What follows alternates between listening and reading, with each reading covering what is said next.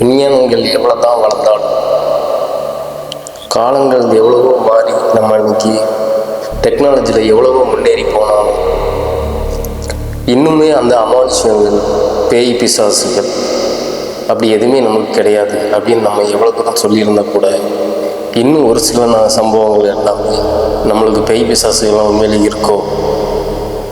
அப்போ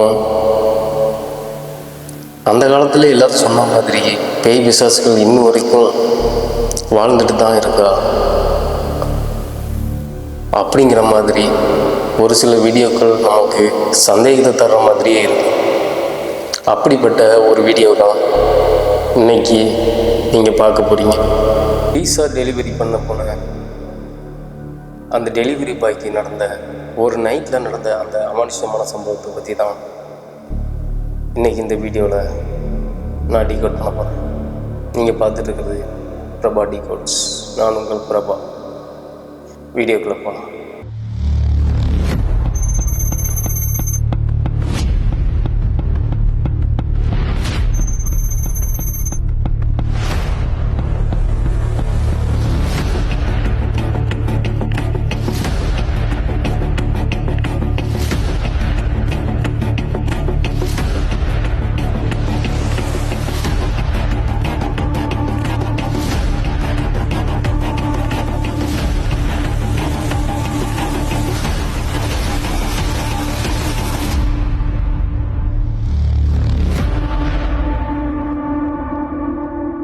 மணிகண்டன், வயசு 25, சென்னையில் இருக்கிற பீஸா கார்னரில் பீஸா டெலிவரி பாயாக இவர் வேலை பார்த்துட்டு வர்றாரு. இவருக்கு பண கஷ்டத்தினால இவர் டே டியூட்டி நைட் டியூட்டி எப்போவுமே இவர் தான் கண்டினியூவாக பார்க்குறது வழக்கம். ஒரு நாள் அப்படி தான் 11 மணிக்கு இவருக்கு டெலிவரி எல்லாம் முடிச்சுட்டு தன்னுடைய கடைக்கு வந்து வேலையெல்லாம் முடிஞ்சுதா, நான் கிளம்பலாம் அப்படின்னு கேட்குறாரு. அப்போது அந்த கடை மேனேஜர், இன்னும் ஒரே ஒரு டெலிவரி மட்டும் இருக்குது, நீங்கள் அதை டெலிவரி பண்ணிங்கன்னா எக்ஸ்ட்ரா அமௌண்ட் கிடைக்கும். நான் ஏற்கனவே பார்ட்டிகிட்ட பேசிட்டேன், நைட் 11 மணிக்கு ஆர்டர் பண்ணதுனால கிலோமீட்டர் கூட இருக்கிறதுனால எக்ஸ்ட்ரா சார்ஜ் ஆகும்னு சொன்னால் அவங்க அதுக்கும் ஓகேன்னு சொல்லிட்டாங்க அப்படின்னு சொன்னோன்னா மணிகண்டனுக்கு ஒரே ஷாக்கர். நைட்டு 11 மணி ஆகுது, இப்போ யார் பீஸா ஆர்டர் பண்ணலாம், இப்போவும் போய் டெலிவரி பண்ணணுமா அப்படின்னு சொல்லி சரி எப்பவும் போல் பைக் எடுத்துகிட்டு கிளம்ப ஆரம்பிக்கிறாரு. அந்த அட்ரஸை பார்க்குறாரு. அந்த அட்ரஸ் கரெக்டாக அந்த கடையிலேருந்து கரெக்டாக 12 கிலோமீட்டர் காட்டுது. சரின்னு சொல்லி ஜிபிஎஸ் ஆன் பண்ணிவிட்டு டெலிவரி பண்ணுறதுக்கு போயிட்டுருக்காரு. ஆனால் அந்த ரோடு ரொம்ப மோசமான ஒரு ரோடாக இருக்குது. அந்த ரோட்டில் ஸ்பீடாகவும் ட்ராவல் பண்ண முடியாது, குண்டும் குழியுமா, எங்கே பார்த்தாலும் ஒரே பள்ளமாக இருக்குது. அந்த ஏரியாவுக்கு போகிற வழியில் பார்த்தீங்கன்னா ஒரே ஒரு டீ கடை மட்டும்தான் இருக்குது. நைட்டு 11 மணிக்குனா எப்படி இருக்கும்? அந்த இடமே அமைதியாக அப்படியே ஒரு இதாக இருக்குது. அங்கே போய்கிட்டே இருக்கும்போது அக்கம் பக்கத்தில் உள்ள எல்லாமே பெரிய பெரிய வீடு, ராயல் காலனின்னு அந்த ஏரியாவுக்கு பேர். அங்கே இருக்கிறவங்க எல்லாருமே நல்லா வசதியாக, எல்லாருமே வெளிநாட்டில் இருக்கிறவங்க. வருஷத்துக்கு ஒரு டைம் சம்மர் லீவுக்கு தான் அவங்க அந்த ஊருக்குள்ளே வருவாங்க போல். அப்படிப்பட்ட ஏரியா நல்லா வசதியாகவும், அங்குள்ள ஏரியாக்களை பார்த்திங்கனாலே பெரிய பெரிய பில்டிங், எல்லாமே பெரிய பெரிய வீடுகளாக இருக்கும். இவர் அந்த ஒவ்வொரு வீட்டையாக வந்து கிராஸ் பண்ணி போயிட்டே இருக்கார். அப்போதான் எந்த வீட்லேயுமே லைட் எரியும். இவருக்கு கொடுத்த அந்த அட்ரஸ் எடுத்து பார்க்குறாங்க. அந்த வீட்டு நம்பர் 18ன்னு போட்டு இவர் ஒவ்வொரு வீடியாக பார்த்துக்கிட்டே போகிறாரு. அப்போ 15, 16, 17 அப்படின்னு ஒவ்வொரு வீட்டையாக எண்ணிட்டே போகிறாரு. ஆனால் இந்த ஒரு வீட்டில் மட்டுமே அதில் 18ன்னு சொல்லி நம்பர் போடலை. அந்த நம்பர் அழிச்சு வச்சிருக்கு. என்னடா இது, 18ஆம் நம்பர் வீடு அப்படின்னு தானே சொன்னாங்க, ஆனால் வீட்டு நம்பர் அழிச்சு வச்சுருக்க அப்படின்னு சந்தேகத்தோடைய அந்த வீட்டை தாண்டி போகிறாரு. அதுக்கு அடுத்த வீட்டில் 19ன்னு போட்டிருக்கு. சரின்னு சொல்லி பைக்கை திருப்பிட்டு மறுபடியும் வந்தவர்களே திருப்பி வர்றாரு. அங்கே ஒரு வீட்டில் 17ன்னு போட்டிருக்கு. 17 இங்கே இருக்குது, 19 அங்கே இருக்குது. அப்போ இந்த வீட்டில் மட்டும் நம்பர் அடிச்சு வச்சிருக்கேன் அப்படின்னு சொல்லி சரி இந்த வீடாக தான் இருக்குன்னு சொல்லி கன்ஃபார்ம் பண்ணிவிட்டு அந்த வீட்டு கேட்டு முன்னாடி பைக்கை நிப்பாட்டுறாரு. அந்த வீட்டு வாசலில் ஒரே ஒரு சின்ன லைட் மாதிரி தான் எரியுது. என்னடா இவ்வளோ பெரிய வீட்டில் வாசலில் கேட்டுக்கிட்ட லைட்டு போடாமல் வாசலில் லைட் இருக்கு அப்படின்னு சொல்லி சந்தேகத்தோடைய அந்த கேட்டை திறக்கிறாரு. கேட்டை திறந்துட்டு தான் டெலிவரிக்கு கொண்டு வந்த பீஸாவையும் தூக்கிட்டு அது ஒரு கேட்லேருந்து அந்த வீட்டு வரைக்கும் ஒரு மண் பாதை ரோடு மாதிரி போகுது, மண் பாதை மாதிரி அதில் நடக்க ஆரம்பிக்கிறார். அந்த வீட்டில் அப்படி ஒரு அமைதி, அக்கம் பக்கத்துலேயும் எந்த ஒரு சத்தமும் இல்லை, இந்த சைடில் உள்ள வீட்லையும் எந்த சத்தமும் இல்லை. அந்த வீடே ரொம்ப அமைதியாக இருக்கும். என்னடா இந்த வீடு இவ்வளோ அமைதியாக இருக்குது, இங்கேருந்து யாரோட பீஸா ஆர்டர் பண்ணலாம், வீட்டுக்குள்ளே ஆள் இருக்கிற மாதிரியே தெரியலையே, அல்லது இதுவுள்ள தான் இருக்காங்களா அப்படின்னு சந்தேகத்திலேயே அந்த வீட்டுக்குள்ளே போகிறாரு. போய் காலிங் பெல்லை தட்டுறாரு. காலிங் பெல் ஒர்க் ஆகலை. என்னது இது? மணிகண்டனுக்கு பயம் கொஞ்சம் கொஞ்சமாக வருது. மறுபடியும் அந்த வீட்டு கதவை தட்டுறாரு.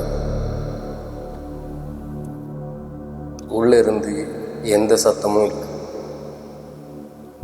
இவருக்கு உடம்பெல்லாம் வேக்க ஆரம்பிக்குது. மறுபடியும் அந்த கதவை வேகமாக தட்டுறாரு. அப்போ அந்த மயான அமைதியாக இருந்த அந்த வீட்டுக்குள்ளேருந்து யாரோ நடந்து வர்ற மாதிரி சத்தம் கேட்குது. சரி யாரோ வாராங்கன்னு சொல்லி இவர் வேத்திருந்த தன்னுடைய மூஞ்சை தொடச்சிட்டு ஒரு ஸ்டெப் கீழே இறங்கி வந்து வெயிட் பண்ணிகிட்ருக்கார். அப்போ அந்த கதவு ஓப்பன் ஆகுது. ஓப்பன் ஆனோடனே அது உள்ளே இருந்து ஒரு 4-5 வௌவால் பறந்து வந்து அந்த வீட்டு வாசலில் எரிஞ்சிட்டு இருந்த நைட் லாம்பில் பல்பில் அடித்த உடனே அந்த பல்பு உடஞ்சி அதிலிருந்து உடஞ்ச பல்ப்லேருந்து ஒரு சின்ன பீஸ் மட்டும் மணிகண்டனுடைய நெத்தியில் பட்டுருது. பட்ட உடனே இவர் என்னது பட்டுச்சுன்னு சொல்லி கையை வச்சு தேய்ச்சிடுறாரு. அப்போது நெத்தியில் லேசாக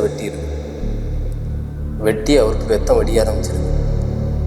என்னடா இது அப்படின்னு சொல்லி அந்த ரத்தத்தை தொடச்சிட்டு வௌவால் அடித்து பல்பு உடையுமா அப்படின்னு ஒரு சந்தேகத்தோடைய பயம் வேறு இவருக்கு அதிகமாயிட்டு. அந்த பயத்திலேயே அப்படியே அந்த வாசலை பார்க்குறாரு. அந்த கருப்பு கலரில் அந்த பெண் உருவம் கையில் சின்ன பையனையும் பிடிச்சிட்டு அப்படியே நடந்து வருது. அந்த லேடியை பார்த்து, மணிகண்டன் நீங்கள் தானே பீஸா ஆர்டர் பண்ணீங்க அப்படின்னு சொன்னோன்னே அந்த பொம்பளை ஆமாம் அப்படின்னு சொல்லி ஒரு கனத்த குரலோட சொல்லு, என்னங்க அப்படின்னு சொல்லி பீஸாவை கையில் கொடுத்துட்டு 750 ரூபா ஆச்சு மேடம் அப்படின்னு சொல்லி சொன்ன உடனே அது தன்னுடைய கையில் மடக்கி வச்சிருந்த பணத்தை எடுத்து அவங்ககிட்ட கொடுக்குது. அது 2 500 ரூபாய் தான். அதை வாங்கிட்டு மணிகண்டன் மேடம் என்கிட்ட சேஞ்ச் இல்லையே அப்படின்னு சொன்ன உடனே அந்த பெண்ணும் என்கிட்டையும் சேஞ்ச் இல்லை அப்படின்னு சொல்லுது. சேஞ்ச் இல்லைன்னு சொல்கிறதுக்கு ஏன்டா இந்த ரியாக்ஷனில் சொல்கிறான்னு சொல்லி பயத்துலேயே இவன் தன்னுடைய 2 பாக்கெட்டையும் செக் பண்ணுறான். எதுலேயுமே அமௌண்ட் இல்லை. ஓகே மேடம் நீங்கள் வீட்டில் இருந்தால் எடுத்துகிட்டு வாங்க, என்கிட்ட சேஞ்ச் இல்லை அப்படின்னு சொன்னோன்னே அது அப்படி அமைதியாக அவனை பார்த்துட்டே இருக்கு. ஓகே மேடம், அப்போ நான் காலையில் நாளைக்கு டெலிவரி வரும்போது இந்த பக்கத்தில் வரும்போது நான் கொண்டு கொடுத்துட்டு போயிடுறேன்னு சொன்ன உடனே அது சடீர்னு உள்ளே போயிடுது. உள்ளே போய் கதவை அடைச்சிது. இவனுக்கு என்ன தோணுதுன்னா, என்னடா இது திமிரு பிடிச்சதாக இருக்கும் போல இருக்க. நைட்டு நம்ம 11 மணி 12 மணிக்கு டெலிவரி பண்ண வந்திருக்கோம், ஆனால் இவள் கொஞ்சம் கூட நம்மளை மதிக்க மாட்டேதா. சேஞ்ச் இல்லைன்னு சொன்னாலும் அசால்ட்டாக போயிடுறா. ரொம்ப திமிரு பிடிச்ச பொண்ணாக இருக்கும் போல இருக்கு. இங்கே இருக்க பணக்காரங்கனாலே திமிரில் தான் இருக்கும் போல இருக்கு அப்படின்னு சொல்லி மணிகண்டனும் அப்படியே தன்னுடைய பைக் எடுத்துகிட்டு கிளம்ப இருக்கு. நடக்க ஆரம்பிக்கிறான். அப்போ மறுபடியும் பூட்டின கதவு திறக்க ஆரம்பிக்குது. என்னடா பூட்டின கதவு மறுபடியும் திறக்குது, சில்லறை கொண்டு வந்துட்டாங்களா அப்படின்னு சொல்லி மணிகண்டன் திரும்பி பார்க்குறான். ஆனால் அங்கே வந்தது அந்த சின்ன பையன். அந்த சின்ன பையன் மட்டும் அங்கேருந்து அப்படியே நடந்து வரான். நடந்து வந்து கீழே கிடந்த அந்த கீழே விரலை வச்சு எதையோ எடுத்து தன்னுடைய நாக்கில் வைக்கிறான். என்னடா இதுக்கு கீழே என்ன சிந்திச்சு, பீஸா எதுவும் சிந்திச்சா அப்படின்னு நல்லா கூர்ந்து கவனிக்கிறான். அது மணிகண்டன் நெத்தியிலிருந்து வடிஞ்ச ரத்தத்தை எடுத்து அந்த சின்ன குழந்தை அதை வாயில் வச்சு நெக்கி பார்த்துட்டு அது அவ்வளோ டேஸ்ட்டாக இருக்கிற மாதிரி அதோடைய மூஞ்சி ரியாக்ஷனையும் காட்டிட்டு மறுபடியும் அந்த குழந்தை உள்ளே ஓடிடும்.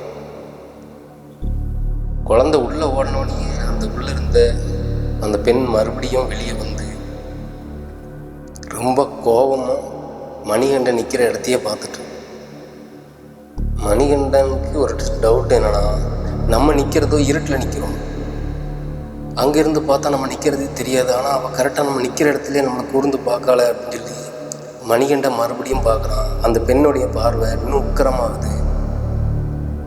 இவனுக்கு தூக்கி வாரி போட்டு இங்கேருந்து ஓடனா போதுண்டான்னு சொல்லி அங்கேருந்து வேகமாக வந்து பைக்கை ஸ்டார்ட் பண்ணிவிட்டு மறுபடியும் கிளம்ப ஆரம்பிக்கிறான். பைக்கில் போகும்போதே லேசாக திரும்பி பார்க்குறான். வீட்டு வாசலில் இருந்து அந்த பெண் கேட் வாசலுக்கு வந்துட்டான். கேட் வாசலில் இருந்து அவனை திரும்பி பார்க்குறான்.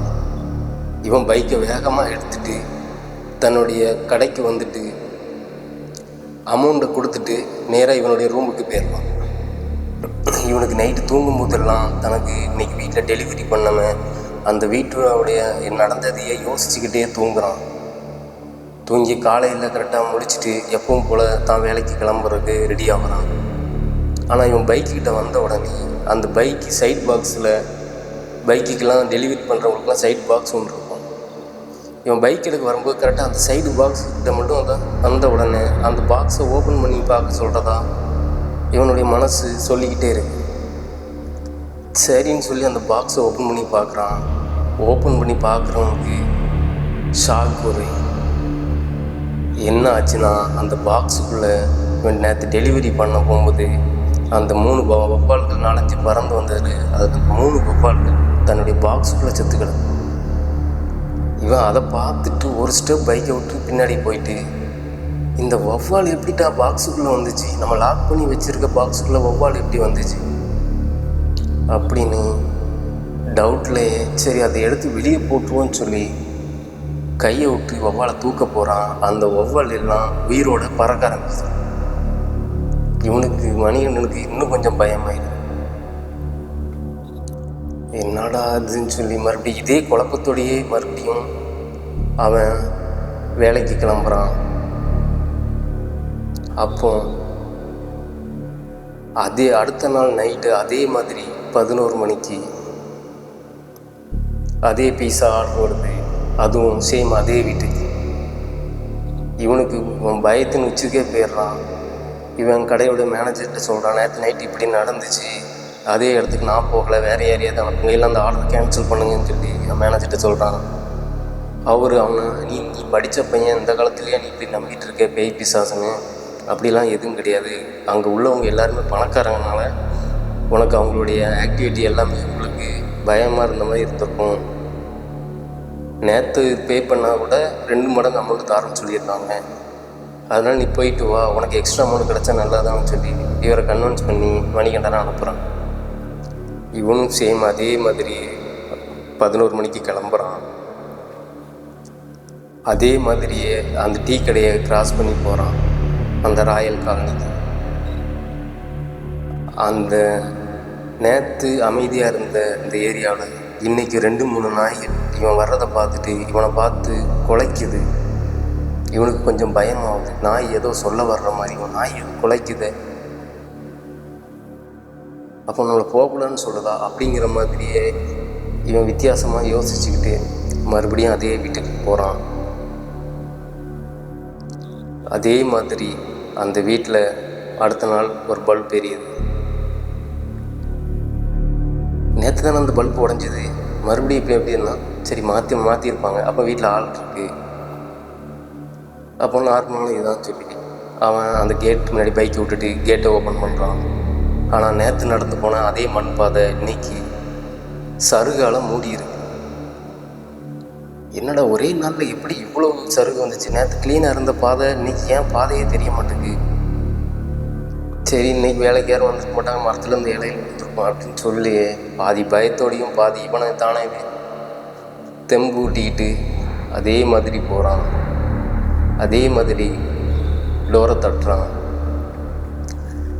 உள்ளேருந்து யாரோ நடந்து வந்த மாதிரி சவுண்டு கேட்குது.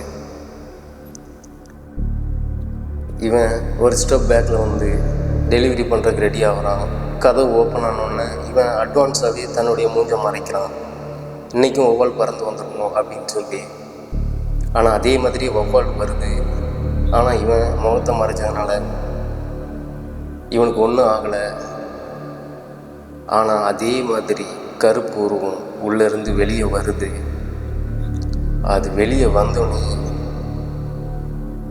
அது இப்போ கூடவே அந்த கரும் புகைகள் மாதிரி வந்து இவனை ஒரு மாதிரி சூழ்ந்த மாதிரி சூழ்ந்து இவனுக்கு என்ன ஆச்சுன்னே தெரில. ஒரு நிமிஷத்தில் அப்படியே மயக்கம் போட்டு கீழே விழுறான். மறுபடியும் அந்த உள்ளேருந்து வந்த பேய் இவன் கீழே விழுந்த உடனே இவன் கையிலேருந்து விழுந்த அந்த பீஸாவையும் தூக்கிட்டு அந்த பேய் அப்படி உள்ளே போயிருது அந்த கற்பூர்வம். அடுத்த நாள் காலையில் அந்த ஏரியாவில் போலீஸும் ஆம்புலன்ஸும் வந்து நிற்கிது. அப்போ எப்போவுமே பூட்டி கிடந்த அந்த டீ கடையில் ஓப்பனில் இருக்குது. என்ன 18ஆம் நம்பர் வீட்டுக்கு முன்னாடி ஒரே கூட்டமாக இருக்குது அப்படின்னு அவங்க டீ குடிக்க வரவர் கேட்க, நீங்கள் யார் புதுசாக இருக்கீங்க? நான் இந்த ஏரியாவில் தான் 12ஆம் நம்பர் வீட்டுக்கு வாடகைக்கு வந்திருக்கோம் அப்படின்னு சொல்ல. இல்லை நேற்று நைட்டு அங்கே பீஸா டெலிவரி பண்ண போன பையன் அங்கே இறந்து கிடந்தான் வீட்டு வாசலில், அதான் நான் தான் போலீஸுக்கு ஃபோன் பண்ணேன், அதான் போலீஸ் வந்து அங்கே விசாரிச்சிட்ருக்காங்க அப்படின்னு சொல்கிறேன். உங்களுக்கு எப்படி தெரியும் அந்த வீட்டில் இருந்தது? நான் இதே ஏரியாவில் தான் 20 வருஷமாக கடை வச்சுருக்கேன். நேற்று ஒருத்தன் அங்கே இந்த ஆள் இல்லாத வீட்டிலலாம் விறகு பொறுக்க போவான் காலையில். அப்போ விறகு பொறுக்க போகிறவன் பார்த்துட்டு என்கிட்ட சொன்னால் நான் தான் போலீஸுக்கு ஃபோன் பண்ணேன். அப்படியா? அந்த வீட்டில் இப்போ என்னாச்சு, எப்படி இறந்தாங்க அப்படின்னு கேட்டோங்க. அது வந்து ஒரு பேய் வீடு. அந்த வீட்டில் கிட்டத்தட்ட 5 வருஷமாக யாருமே கிடையாது. அதில் பேய் நடமாட்டம் இருக்குது அப்படின்னு அக்கம் பக்கத்தில் உள்ளவங்க எல்லாருமே அதில் அந்த பேய் நடமாடுதோம். அதை நாங்கள் நிறைய டைம் நைட் டைம் பார்த்ததுனாலையும் எங்களுக்கு பயமாக இருக்குன்னு சொல்லி அந்த வீட்டை காலி பண்ணிட்டு போயிட்டாங்க. இந்த ஏரியாவில் கூர்க்கா வருவோம். அந்த கூர்க்காவும் நான் நைட் டைமில் ஒரு 1 மணி 2 மணி டைமில் அந்த பேய்களாம் நான் பார்த்துருக்கேன் அப்படின்னு அவனும் சொல்லியிருக்கான். அப்படி அங்கே என்ன ஆச்சு அப்படின்னு கேட்டோன்னே டீ கடைக்காரு ஃப்ளாஷ்பேக்கில் ஒன்று சொல்கிறார். அந்த வீட்டில் ஹஸ்பண்ட் அண்ட் ஒய்ஃப், ஒரு 6 வயசு பையன், 3 பேரும் இருந்தாங்க. அதில் அவருடைய அந்த பொண்ணுடைய கணவர் வெளிநாட்டுக்கு வேலைக்கு போயிட்டார். அப்போது அந்த பையனும் அந்த பொண்ணு மட்டும்தான் இருந்துச்சு. ஒரு நாள் இதே மாதிரி தான் பீஸா டெலிவரி பண்ண வந்த அந்த பையன் அவங்க 2 பேர்த்தையும் கொன்னுட்டு வீட்டில் உள்ள நகைகள் பணத்தை எல்லாத்தையும் எடுத்துகிட்டு போயிட்டான்னு வந்து ஒரு கேஸ் உண்டு. அப்படி தான் எல்லோரும் சொல்லுவாங்க. பீஸா டெலிவரி பண்ண வந்த அந்த பையன் தான் அவங்க 2 பேர்த்தையும் கொன்னுட்டு போயிட்டான் அப்படின்னு சொல்ல இவர் டீ குடிச்சிட்டு இருந்தவருக்கு முகம் எல்லாம் வேக்க ஆரம்பிச்சிருச்சு. அப்போ அந்த ஆன்மா தான் கொன்னுருக்குன்னு நீங்கள் சொல்கிறீங்களா அப்படின்னு சொன்னோன்னே, ஆமாம், ஒரு ஆள் 2 பேர் சொல்லலை, நிறைய பேர் சொல்லியிருக்காங்க. அந்த வீட்டில் பேய் நடமாடுதாகும், அந்த வீட்டு பக்கமே யாரும் போகிறதில்ல அப்படின்னு. அவரு கணவரே இந்த வீட்டுக்கு வந்து பார்த்துட்டு அந்த மர்டர் நடந்ததுக்கப்புறம் அவர் இந்த வீட்டை யாருக்கும் விற்கவும் இல்லை. இதை போட்டுட்டு அவர் அப்படியே வெளிநாட்டிலே செட்டில் ஆகிட்டார். அந்த கேஸ் வந்து இன்னும் நடந்துட்டு தான் இருக்குது. ஏதோ வடநாட்டை சேர்ந்தவங்க அந்த பையன் தான் கொண்டிருக்கான் அப்படின்னு சொல்லி, யார் கொன்னாங்க அப்படின்னு சொல்லி எந்த எவிடன்ஸும் கிடைக்காதனால அந்த கேஸை க்ளோஸ் பண்ணிட்டாங்க அப்படின்னு டீ கடைக்கார ஃப்ளாஷ்பேக் சொன்ன உடனே அந்த டீ குடிச்சிட்டு இருந்தவர் அந்த கிளாஸை கீழே போடுறார். இந்த ஏரியா நமக்கு செட் ஆகாது, நான் முதல்ல வேறு வீடு பார்க்குறதுக்கு வழியை பார்க்குறேன், வர்றேன் அப்படின்னு சொல்லிட்டு அவர் கிளம்பிடுறார். Thank you friends. இந்த வீடியோ பிடிச்சிருந்துச்சுன்னா ஒரு லைக் பண்ணுங்கள், ஒரு சப்ஸ்கிரைப் பண்ணுங்கள். நீங்கள் பண்ணுற ஒவ்வொரு லைக்கும் ஒவ்வொரு சப்ஸ்கிரைபும் எனக்கு மோட்டிவேட்டாக இருக்கும். நான் அடுத்தடுத்த வீடியோ மேக் பண்ணுறேன். Bye friends.